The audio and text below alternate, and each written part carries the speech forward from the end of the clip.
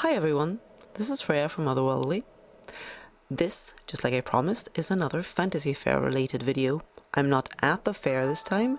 This is a setup on our sim, but pretty much all the items being featured, with the exception of like Rand's skin and of course our mesh body parts, are from the fair. Oh, and the house we're inside is one of Fanatic's. But everything else is from the fair, and the star of this exercise, I would say, has to be the interactive tavern table from Fantavatar Moonstruck. And the hairs that we're wearing, both Ran and I, are from the Oblivion sub-brand to Fantavatar and Moonstruck. So that's Luna Barak, the creator behind those, have been responsible for a lot of the setup here, so to speak, in that a lot of the integral pieces for the scene were created by her. We are also showing off my dress is from Les Encantades, and it's called Lucrezia. And the really awesome musketeer outfit that Man has on is from Last Ride, a brand that I really wish has released clothing more often, because they do very cool roleplay themed men's clothing. Ran owns a lot of the pieces so far, and they are some of the best that he's got, so it was really nice that there was another offering at this year's Fantasy Fair. It's available in a number of different color combinations, including an RFL edition. Now, if we get back to the table here, basically it comes with a HUD. First off, when you first res it, you have the option. I'm going to go out a little bit here and show you. If you click the table leg itself, you have some basic options, which is to res a tablecloth, to res just the candle in the middle, and to res a dice game. We're not going to do the dice game today. Or maybe I'll tack it on and we'll see how much I manage. But we are going to do the food, and once you've rested the tablecloth, you have various options for doing the food, which is that we can start by serving our impatient guest here by clicking here in the middle, and I get a choice between wine and bread, a wine pitcher, bread, meat and bread, and a meat pitcher. So I think probably wine and bread is the order of the day here. So that will get rest here in the middle as a nice starter to the meal. Of course, that is probably not entirely going to satisfy our guest here. So what you have is that you have you can rest different items for each person sitting here. So there's 4 seats, and if you click in the quadrant of the table that belongs to that seat, you get options. So here again we have some food options. You can do mixed meats, soup, stew, cheese, an empty plate, and fish. So I think we're going to start with the mixed meat. So you rest that out, and then it is up to the person at the table to pick a pose, because they get the choice between male and female poses when they sit down, and they can then make a choice that is suitable to what has been rest in front of them.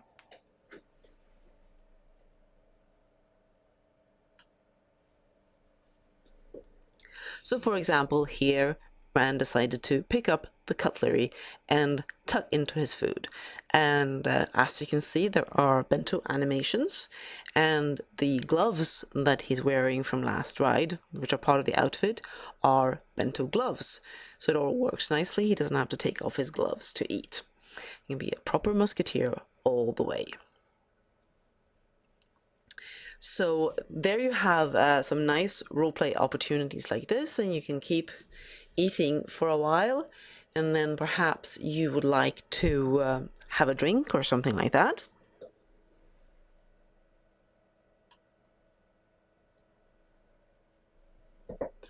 This one has where you pick, basically all of them has an auto res. So if you have accepted the props to be added, then when you pick the correct animation, it will res the appropriate prop. So here he picked the wine animation and then promptly is able to drink some wine. Now let's say that he's done with the food. Then the serving girl in this case is going to click here, and maybe she should be offering him a plate of cheese instead. Or perhaps he's done with that one, so he's going to have an empty plate. There it puts the cutlery on the side, as you can see. And finally, you can have the option of simply de-resing these items to be done with that. And then you close up the menu. Of course, you could also go and res something for somebody else here if you wanted to just set up a few things. Maybe he's got some friends coming over later, so that you'd set up an empty plate if somebody's planning to join him here at the table. Or perhaps now that he's had his wine for a while here, maybe we should change it to just some mead in the middle. So we change the middle to have a mead pitcher, and then of course he'll need to change to drinking mead.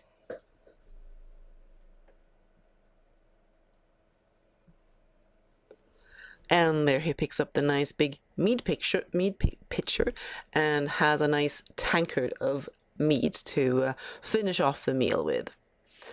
I'm just running my regular stand animations here. There are no serving girl animations to go with it. Alas, that would have been a nice touch, but I think obviously you could manage pretty well with having some suitable stands and just standing around and being attentive. But maybe the meal is finished with that, actually, so perhaps he'll go back to waiting for a bit.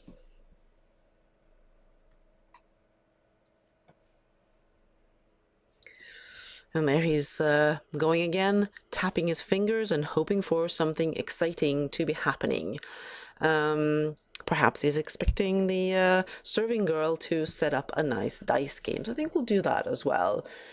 So obviously you start here by de-resing these items, cleaning up the table a bit. You have to be, sometimes you don't always manage to hit the right thing. And you do that, and then you click the table, remember, not the tablecloth, and you switch out the tablecloth for a dice game. So this is a really cool medieval style dice game. I'm gonna go up a little bit here and give you a look at it.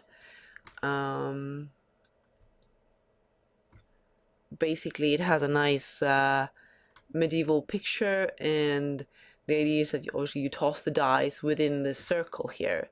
So that's exactly what we're gonna be doing. Let's play some dice.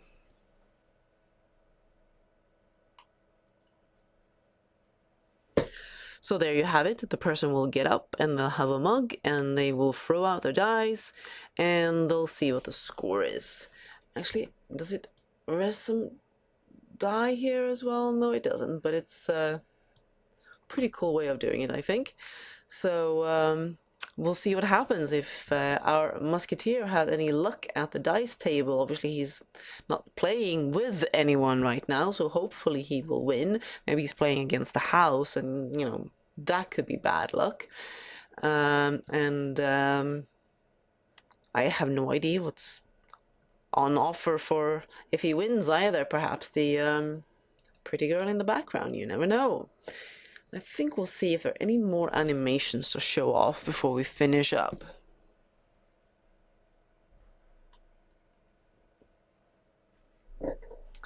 There we go, we have a final sit animation that can be used as well. I think I'll de-res the dice game and clean up the table. Just test out putting the candle. As you see, you can put the candle there separately or just pop it off. So that's a nice introduction, I think, to the interactive tavern table from Fantavatar and Moonstruck. This is a really cool roleplay prop. It is also nicely made, so it's great for photos as well, I think. And I'll include some photos as well, of course, to show off our outfits a little bit better. I'll sneak in a standing photo, I think, so that you can get a better sense of these cool outfits. The musketeer outfit comes in a lot of different pieces, so you can combine some of them. And the cape tabard has a HUD for different colors, the blue obviously being the most classic. The hair that Ran is using also comes with a hood. It didn't go well with this particular outfit, but it gives it a very medieval look. And as you can see, my hair has a hairnet, and both of those come with hoods and some color change options. So there you have some really cool pics, I think, from the Fantasy Fair, and the post will have the tutorials to which sims of the Fantasy Fair that you can find these things on. So far it's pretty smooth. I think it's one of the sims that has been a little problematic, but the others have been working quite well and haven't been too laggy, so I definitely think you should be getting over there and enjoying things as soon as possible. And you'll be hearing from me soon again.